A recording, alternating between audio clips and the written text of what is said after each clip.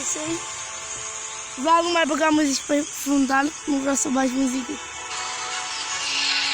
Da, scuzați-l pe youtuber cel care e prietenul meu cel mai bun.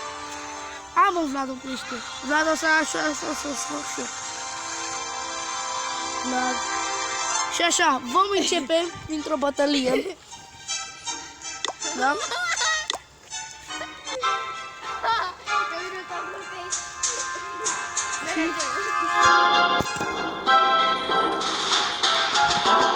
Ia închide puțin muzica.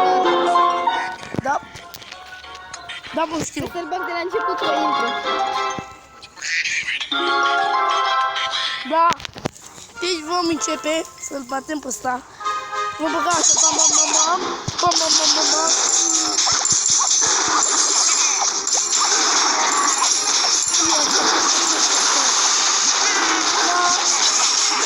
Ca toată lumea. Ca toți oamenii, adică... M-ați înțeles? Deci... Haide mă, Vlad! Vlad!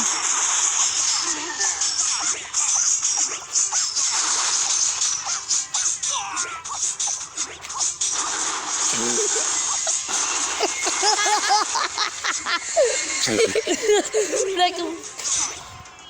Ba, hai!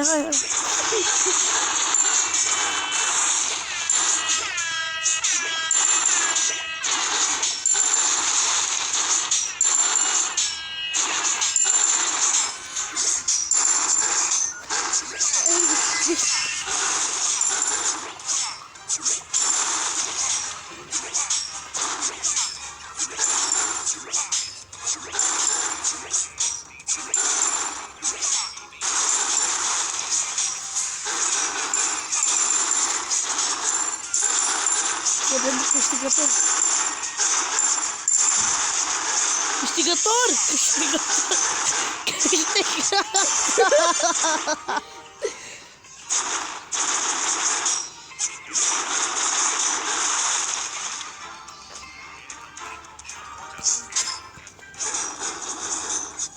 Pick your hands up.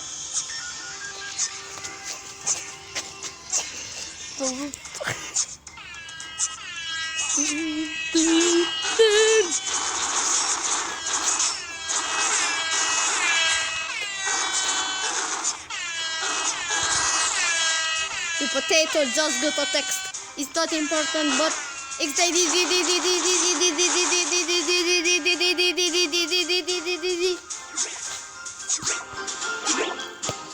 Scuzați-l pe youtuberul meu preferat, da, prieteni.